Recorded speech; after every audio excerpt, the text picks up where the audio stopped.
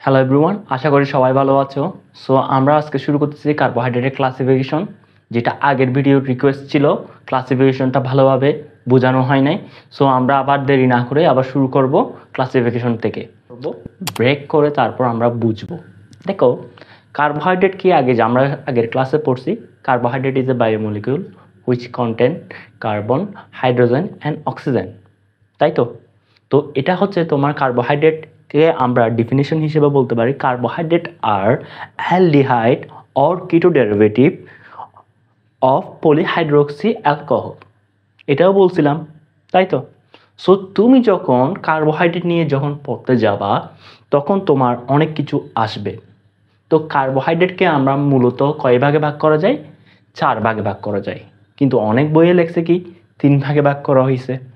So এখন আমরা কার্বোহাইড্রেটের ডেফিনেশনটা পড়ছি, এখন পরে আমাদের এইটা ক্লাসিফিকেশনটা পড়তে হবে। দেখো, এটা মনোস্যাকারাইড, ডাইস্যাকারাইড, অলিগোস্যাকারাইড, পলিস্যাকারাইড। আচ্ছা, এই মনোস্যাকারাইডকে আমরা ব্রেকডাউন করব। মনোস্যাকারাইডকে আমরা ব্রেকডাউন করলে দুইটা অর্থ পাই, একটা হচ্ছে মনো, আরটা হচ্ছে স্যাকারাইড, তাই তো। মনো মানে হচ্ছে কি 1, স্যাকারাইড মানে হচ্ছে কি সুগার, তাই তো। তারপর ডাইস্যাকারাইড, ডাই মানে আমরা সবাই থেকে পড়ে আসছি, ডাই মানে কত 2, তাই তো। তো ডাইস্যাকারাইড, স্যাকারাইড মানে কত সুগার। এখন আসো অলিগোস্যাকারাইড, এটা তো নতুন, তাই তো। অলিগো শব্দের অর্থ কি আমরা জানি? অলিগো শব্দের অর্থ হচ্ছে ফিউ।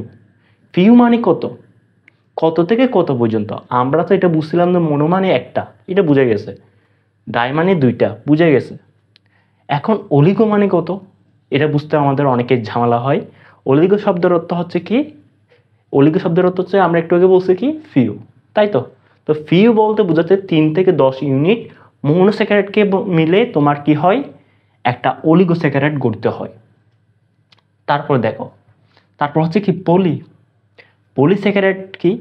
পলিস্যাকারাইড হচ্ছে কি 10 থেকে 100 পর্যন্ত অথবা 100-এর অধিক পর্যন্ত মনোস্যাকারাইড মিলে মিলে মিলে মিলে তোমার কি গঠিত হয়, এই পলিস্যাকারাইডটা গঠিত হয়।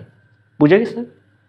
এখন দেখো, যদি এটা মনে করো একটা কার্বোহাইড্রেটের চেইন, ঠিক আছে, এটা কি একটা কার্বোহাইড্রেটের চেইন। তো এই কার্বোহাইড্রেটটা গঠিত হতে হলে তোমার দেখতে হবে এই কার্বোহাইড্রেটের একদম আমি যদি জুম করি তাহলে আমি একটা বিন্দু পাবো, ঠিক আছে, একদম ছোট, একদম, যেটার ইউনিট হচ্ছে, এটাকে একক হিসেবে আমরা ধরতে পারবো না। এই এককটাকে বলা হচ্ছে তোমার কি মনোস্যাকারাইড, মানে একটা মনোস্যাকারাইড এটা, ঠিক আছে। তারপর মনোস্যাকারাইডের সাথে আমরা যদি এই দুইটা, এখন দুইটা হয়েছে না, দুইটা ডট হয়েছে না, তাই তো। এই ডটটা দেখা যাচ্ছে না, একটু সুন্দর করে দিই, ঠিক আছে। দুইটা এটা তখন এটা হয়ে যাচ্ছে তোমার কি ডাইস্যাকারাইড, কি হয়ে যাচ্ছে, দুইটা মিলে তোমার কি হয়ে যাচ্ছে, ডাইস্যাকারাইড হয়ে যাচ্ছে। তো এটাকে বলা হচ্ছে, তাই আমরা বলতে পারবো মনোস্যাকারাইডকে building block of all carbohydrate বলতে পারবো না? অবশ্যই বলতে পারবো। এখন সো আমরা মনোস্যাকারাইডের কি শিখবো, ফাংশন শিখবো। দেখো, মনোস্যাকারাইডের ফাংশন কি জিনিস, এটা একদম সুন্দরভাবে গুছাইয়ে বলতে গেলে আমরা ফার্স্ট অফ অল পড়বো। দেখো, monosaccharide also call as simple sugar. তো আমরা বলতে পারবো না এটা সিম্পল সুগার, এটা একটু জটিল না, একদম সিম্পল, তাই তো। তারপর বলা যাচ্ছে কি, তাহলে সুগার জিনিসটা কি? সুগার জিনিসটা আমরা যেরকম একটা গ্লাস যদি পানি নিই, পানির মধ্যে যদি 1 চামচ চিনি দিই, তাহলে চিনিটা তোমার কি হয়ে যায়, দ্রবীভূত হয়ে যায়। সিম্পল ক্ষেত্রেও তোমার এখানেও সেম। দেখো, they are also soluble in water, বলা যায় না? তো চিনির স্বাদ কীরকম হয়, মিষ্টি হয়। And sugar to taste, sweet to taste, sorry. তো এটাকে আমরা বলতে পারবো এটা কি, স্বাদে তোমার মিষ্টি। বুঝে গেছে? 2 নাম্বার বুঝে গেছে। এখন 3 নাম্বারে যাই। They can not be hydrolyze in simpler form. এখন দেখো, আমি একটু আগেই বলছি এটা যদি কার্বোহাইড্রেট হয়, এটার সবচেয়ে ক্ষুদ্রতম অংশটাকে আমরা বলছি কি মনোস্যাকারাইড। তুমি কি এটাকে আরো ভাঙতে পারবা? ভাঙতে পারবা না। তো এটাকে তো আমরা বলতে পারবো এটাকে আমরা ভাঙতে পারবো না, সিম্পল কথা। They may be subdivided into two group. এটা এখন পড়তে হবে, এটা একটু জটিল বিষয়। আমরা পড়ছিলাম না কার্বোহাইড্রেটের ডেফিনেশন, পড়ছিলাম না কার্বোহাইড্রেট আর কি বলছিলাম, কার্বোহাইড্রেট আর অ্যালডিহাইড অর কিটো ডেরিভেটিভ অফ পলিহাইড্রক্সি অ্যালকোহল পড়ছিলাম না। এখন এই কার্বোহাইড্রেটকে আমরা ভাগ করব, ঠিক আছে? এই কার্বোহাইড্রেটকে কয় ভাগে ভাগ করা যায়? 2 ভাগে ভাগ করা যায়। একটা হচ্ছে কি তোমার অ্যালডোস, আরটা হচ্ছে কি কিটোস, ঠিক আছে? সো এগুলো এখন পড়ব খুব সুন্দরভাবে। তো এখন দেখো, 1 মিনিট আমি বোর্ডটা মুছে দিই। শুরু করতেছে ক্লাসিফিকেশন অফ মনোস্যাকারাইড। তো মনোস্যাকারাইডকে আমরা কয় ভাগে ভাগ করতে পারি? আমরা জানি কি মনোস্যাকারাইডকে আমরা 2 ভাগে ভাগ করতে পারি। একটা হচ্ছে কি অ্যালডোস, আরটা হচ্ছে কি কিটোস, ঠিক আছে? তো এটার উপর ভিত্তি করে আমরা ক্লাসিফিকেশন করতে পারি। এখন দেখো, তো এটার মধ্যে একটা জিনিস দেখবা, মনোস্যাকারাইড জিনিসটা হয় তোমার কয়টা কার্বন লাগে?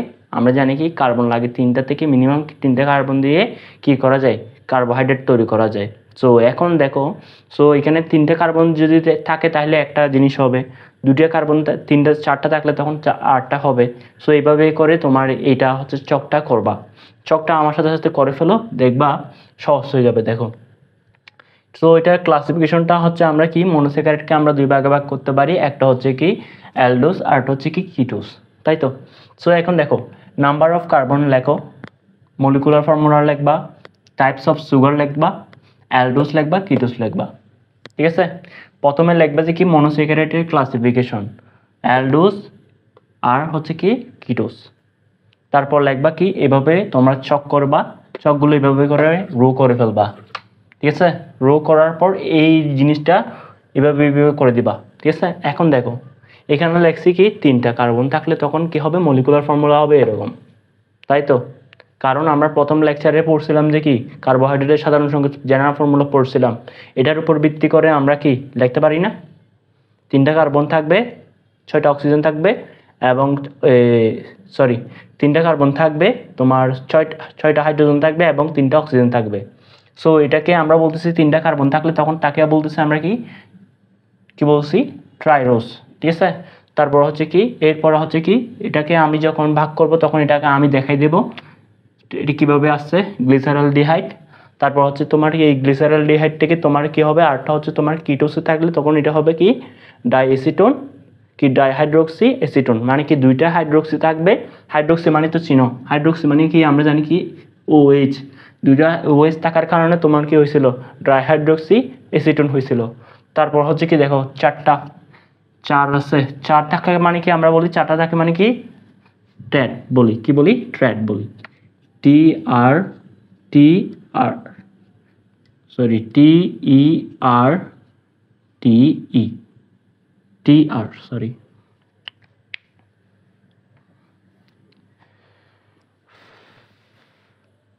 আমরা শুরু করতেছি আমাদের টপিক, যেটা হচ্ছে কি আইসোমারিজম। তো আইসোমারিজম জিনিসটা কি? দেখো, আমরা আইসোমার জিনিসটাকে ব্রেকডাউন করব। দেখো, আইসোমার জিনিসটাকে আমরা যদি ব্রেকডাউন করি, দেখো ফার্স্ট অফ অল আমরা কি লিখতে পারবো? দাঁড়াও আমি একটু ইয়ে করে নিই। দেখো আইসোমার, দেখো এইখানে আইসো শব্দের অর্থ হচ্ছে আমরা কি লিখতে পারবো? ইকুয়াল বা সেম লিখতে পারবো, সেম সেম বলতে পারবো, অথবা কি বলতে পারবো? তোমার বলতে পারবো এই ইকুয়াল, ঠিক আছে? আর মার শব্দের অর্থ হচ্ছে কি? মার দ্বারা আমরা কি বুঝাই? এখানে মার দ্বারা বুঝাই হচ্ছে ইউনিট বা একক। সো আমরা এখন বলতে পারি যাদের মধ্যে সেম একক, মানে সেম কি তোমার সেম জিনিস, এটা এবং এটা সেম হলে তখন আমরা তাকে বলতেছি আইসোমার। এখন আইসোমারিজম জিনিসটা কি? আইসোমার তৈরির প্রক্রিয়াকে বলা হচ্ছে কি আইসোমারিজম। এখন দেখো আইসোমারিজমের সংজ্ঞাটা কিভাবে লিখবো। আগে দেখো, the compound processing identical chemical formula same, অথবা আমরা বলতে পারবো কি এটা আইডেন্টিক্যাল কেমিক্যাল ফর্মুলা সেম, অথবা বলতে পারবো কি এটা লিখতে হচ্ছে কেমিক্যাল ফর্মুলা সেম হইতে পারে, অথবা লিখতে পারবো same molecular formula but different in structure are refer to as a isomer, ঠিক আছে? সো এখন দেখো, আইসোমারকে আমি বিভিন্নভাবে ভাগ করতে পারি, অনেক প্রকার আছে, কিন্তু আমাদের বায়োকেমিস্ট্রিতে যেসব টাইপ সবচেয়ে পরীক্ষায় বেশি আসছে সেই সব টাইপগুলো আমরা কভার করব। দেখো আমাদের 5টা টাইপ আছে, 5টা টাইপ থেকেই সবচেয়ে বেশি প্রশ্ন আসে। দেখো এখানে আছে তোমার কি ইম্পর্টেন্ট টাইপস অফ আইসোমার, কি কি আছে? Aldose, ketose, isomerism. দেন আছে তোমার কি ডি অ্যান্ড এল আইসোমারিজম। তুমি এটা দেখবা যে কোনো গ্লুকোজের সাথে তুমি দেখবা ডি থাকতেছে, কোনো সময় এল থাকতেছে। এটার কারণটা কি, এটা নেক্সট ভিডিওতে আমরা আলোচনা করব, ঠিক আছে? তারপর হচ্ছে কি অপটিক্যাল আইসোমারিজম, ঠিক আছে? তারপর হচ্ছে কি ইপিমারিজম অ্যান্ড লাস্ট ওয়ান হচ্ছে কি অ্যানোমারিজম। এখন তোমাদের মধ্যে আমরা যখন মনোস্যাকারাইড যখন শেষ করছিলাম তখন অনেকের মধ্যে প্রশ্ন জাগছিল এটা কিভাবে আমরা মনোস্যাকারাইডটা, একটু আগে একটা কালাম দেখছিলাম, ওই কালামের মধ্যে দেখছিলাম যে কি এই যেটা তোমার এই গ্লিসারল যেটা আছে এটা কিভাবে গ্লিসারল ডিহাইড কিভাবে হয়েছে, এটা নিয়ে অনেকেই প্রশ্ন করছিলাম। সো এই প্রশ্নটার আমরা কিভাবে আনসার করব দেখো। ফার্স্ট অফ অল যখন আমরা গ্লিসারলের সংকেত জানি, কিভাবে জানি আমরা? কার্বন তিনটাকে তিন পাশে তিনটা কি এই তিন কার্বনের তিন হাতে আমরা কি দেব? তিনটা ওএস দিয়ে দেব, উপরে হাইড্রোজেন দেব, নিচে হাইড্রোজেন দেব, এদিকেও তোমার সেম ভাবে হাইড্রোজেন দিয়ে দেব। এটাকে বলতেছে আমরা কি গ্লিসারল, যেটা হচ্ছে প্রথম প্রাইমারি কি বলা হয়েছিল? প্রাইমারি পলিহাইড্রোক্সি অ্যালকোহল বলা হয়েছিল, ঠিক আছে? তখন এটাকে আমরা কি করছি? অক্সিডেশন করাইছি। তো অক্সিডেশন যদি করাই, অক্সিডেশন মানে কি জারণ করাইছি, জারণ করাইলে এটা কি প্রথমে কি হবে? এটা হচ্ছে তোমার অ্যালডিহাইড থাকবে। মনে রাখবা অ্যালডিহাইডটা আমি আগেই বলছিলাম, অ্যালডিহাইডটা তোমার কোথায় থাকে?